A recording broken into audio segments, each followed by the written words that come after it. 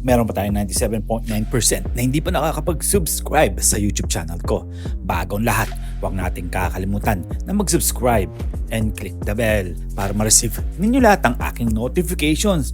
Well, mga pare ko'y Kenneth Fried daw ang mapupunta sa SMB. At paano naman itong si Benny Boatwright? Well, mga pare ko, yan ang pag-uusapan natin ayon nga sa mga bali-balita or sa social media. May nagsabi nga daw na si Kenneth Fried nga daw ay mapupunta sa SMB. Well, jackpot dito ang San Miguel Beerman kung sakasakaling makukuha nila ito, dahil alam naman natin kung anong kalidad nito at legit na NBA player ito. Well, malaki talaga ang maitutulong nito sa SMB.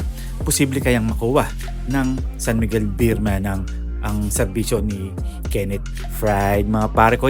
Well, malaking usapan yan dahil hindi naman basta-basta papayag ito kung medyo maliit ang ibibigay dito. Well, kung usap-usapan lang, mga pare ko, siyempre hindi naman mawawala dyan itong si Benny Boatwright na nagbigay nga ng kampyonato sa SMB.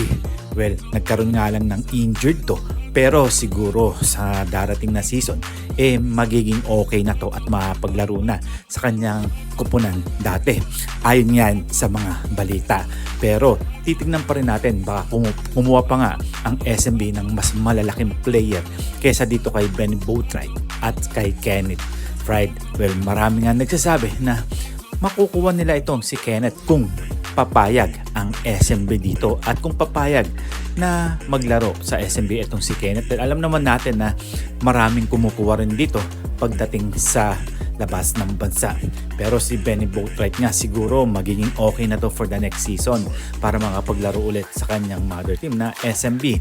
Alam naman natin na galing lang ito sa injured. Malay natin, baka makapagbigay ulit ito ng kampyonato sa sister team ng Barangay Ginebra na SMB. Well, dumako naman tayo dito kay Troy Rosario. Well, walang kasawa-sawa nga dahil si Troy Rosario nga may napili na nga daw na team sa PBA. Well, alam natin yan. Dalawa lang naman dyan ay ang SMB, pati na rin ang Barangay Ginebra. At alam naman natin na hindi na babalik ito sa dati niyang kupunan na TNT Katropa. Well, hindi nga ito pwede maglaro ngayong season na to. For the next season, siguradong maglalaro na ito sa favorite team. At alam nyo na yon kung ano yon. Well, ayon sa mga balita lang yan sa social media, alam naman natin once na naglapag na ito si Troy Rosario ng mga alak sa kanyang tabi, alam na natin kung ano ang mangyayari. Posibleng mapaglaro na for the next season si Troy Rosario sa Barangay Ginebra. At syempre, napakalaking kontrata ang ibibigay ng kanyang kupunan kung papayag siya na tanggapin na at maglalaro na for the next season. So see you for my next video. See you for my next vlog. God bless.